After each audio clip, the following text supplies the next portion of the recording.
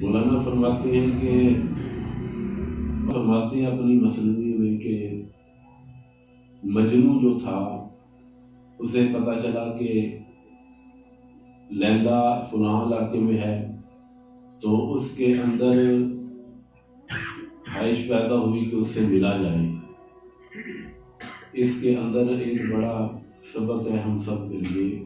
اس کے دل میں، مجنو کے دل میں خواہش پیدا ہوتی ہے کہ لیلا کو ملا جائے جا کے، تو وہ اونٹنی لیتا ہے اور سفر کے لیے نکل پڑتا ہے۔ اونٹنی جو ہے اس کا پیچھے ایک بچہ ہوتا ہے، اونٹنی کا پیچھے ایک بچہ ہوتا ہے، اور بچے سے اسے بڑا لگاؤ ہوتا ہے، اور بچہ چھوٹا ہوتا ہے، چاہے وہ جانور ہی ہے چاہے وہ اونٹنی ہی ہے، مگر اس کا میلان جو ہے وہ اس طرف ہوتا ہے۔ تو وہ اونٹنی لے کے مجنو نکل پڑتا ہے وہاں سے، اور اس اونٹنی کو زبردستی لیلا کے کوچے کی طرف جو ہے موڑ دیتا ہے، تو وہ لیلا کے کوچے کی طرف جائے۔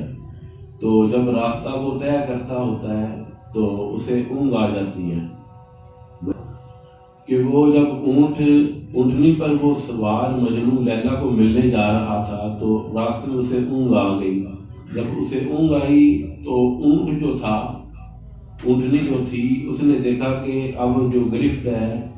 وہ ڈھیلی پڑ گئی ہے، مجنو کی رسی جو تھی وہ ڈھیلی ہو گئی، تو لگام جو تھی اس کے ہاتھوں سے سرکنا شروع ہوئی۔ تو اونٹنی نے کہا کہ یہ یقیناً سو گیا ہے۔ اونٹنی اپنے بچے کی مشتاق تھی، وہ اپنے بچے کی طرف دوڑ پڑی۔ اونٹنی اپنے بچے کی طرف جب دوڑی تو جناب علی راستے میں مجنو کی آنکھ کھلی تو اس نے دیکھا یہ تو واپسی کی طرف جا رہی ہے، اور میں نے اپنے محبوب کی طرف جانا ہے، یہ واپسی کی طرف جا رہی ہے۔ انہوں نے پھر اونٹنی کو گرفت مضبوط کی، اونٹنی کو پتہ چلا کہ یہ پھر جا گیا۔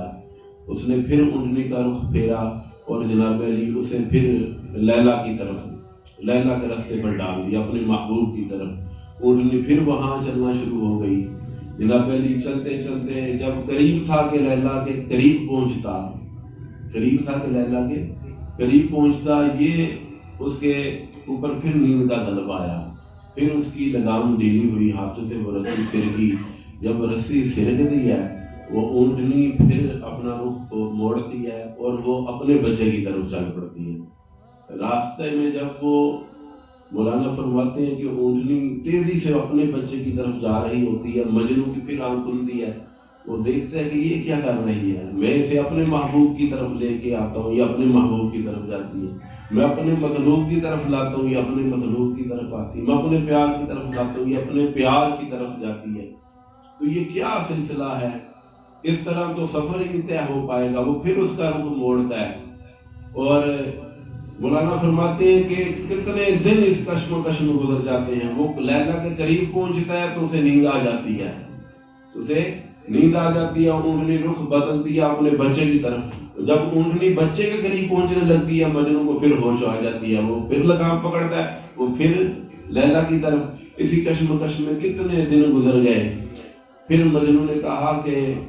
بات یہ ہے کہ اس نے بھی اپنی اصل نہیں چھوڑنی، اور میں نے بھی محبوب کا در نہیں چھوڑنا، میں نے بھی محبوب کا جو ہے نظارہ کر کے سانس لینا سکھ کا، اور اس نے بھی اپنے محبوب کو مل کے ہی رہنا ہے۔ تو اس مجنو نے کیا کیا کہ اس اونٹنی سے چھلانگ ماری اور نیچے آ گیا، اور اونٹ کو آزاد کر دیا، اونٹنی کو آزاد کر دیا، اور اسے کہا تو اپنی جانب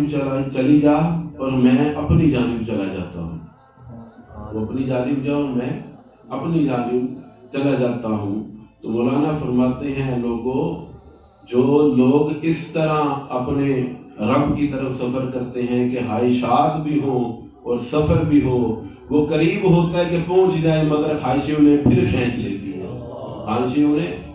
لیتی ہیں، اور یہی مثال ہے روح کی اور نفس کی۔ روح ہے وہ روز سفر کرتی ہے اپنے رب کی طرف، جب نفس کو ہوش آتی ہے اور روح سست پڑ جاتی ہے تو پھر نفس دوڑ پڑتا ہے دنیا کی طرف۔ نفس کو کیا پسند ہے؟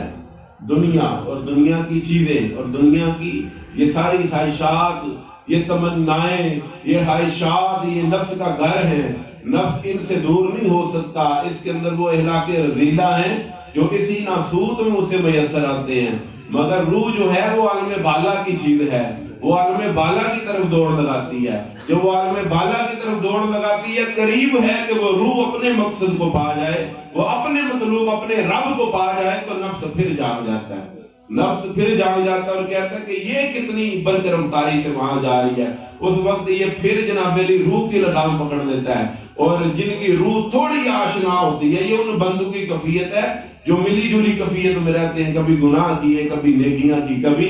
گناہ کیے کبھی نیکیاں کی، راتوں کو وظائف پڑھتے رہے، فجر کا وقت اوندے منہ پڑے رہے، جناب علی دن کو تبلیغیں کرتے رہے اور رات کے وقت جناب علی مسلے کو ٹائم نہ دے سکے، یہ وہ لوگ ہیں جو ملی جلی کیفیات کے ساتھ چل رہے ہیں۔ تو لوگوں جو ملی جلی کیفیات کے ساتھ چلے گا وہ کبھی اپنے رب کو نہیں پا سکے گا، کبھی اپنے رب کو نہیں پا سکے گا، رب کو وہ پائے گا جو اپنی خواہشات سے ہاتھ دھو دے گا۔ بھائی آج فیصلہ کر لو کہ یا اونٹنی آزاد کرنی ہے کہ یا یوں ہی کھجر حرام ہوتے رہنا آپ نے۔ اگر وہ اونٹنی پر سوار رہتا تو وہ کبھی مطلوب تک نہ جاتا۔ مولانا نے فرمایا کہ جناب علی جو مولانا نے آگے بڑی لطف والی بات کی، مولانا نے فرمایا کہ مجنو عقل مند تھا، لوگ اسے مجنو کہتے ہیں، وہ عقل مند تھا تو اس نے اونٹنی کا ساتھ چھوڑ دیا کیونکہ اسے پتا تھا کہ اگر میں اس پر سوار رہا تو اپنے مطلوب سے ملنے کو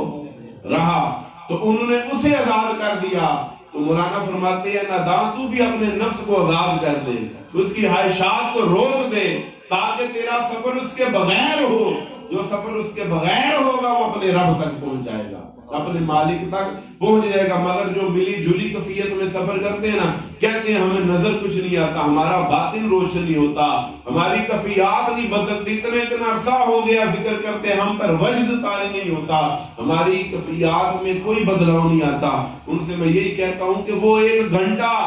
آپ جو جناب علی اونٹنی پر سوار ہو کے سفر کرتے ہیں، باقی پورا ہفتہ پھر وہ اونٹنی واپس جب دوڑتی ہے اس وقت آپ کو خیال نہیں آتا۔ تو یہ کیا ہے؟ اب وقت آ چکا ہے اے جماعت ذکر اللہ والوں کہ اس اونٹنی سے چھلانگ لگا دو،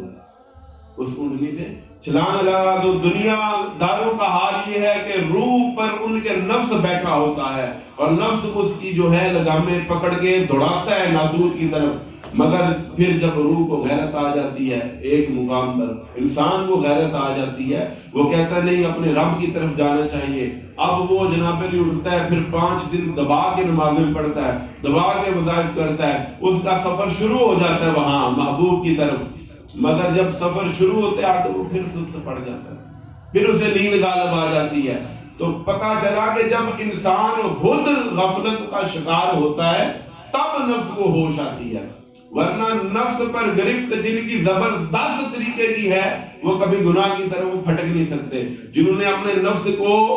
ہاتھ چھوڑا اور جانے دیا وہ لوگ مبتلا آفت ہو گئے۔ سمجھ آ گئی آپ کو؟ لہذا اگر سلوک کی منازل طے کرنے والے یوں ہی چلتے رہے کہ رات کو جناب علی وظائف کرتے رہے اور جو صبح ہے وہ گناہ کرتے رہے، تو اس طرح منزلیں طے نہیں ہوں۔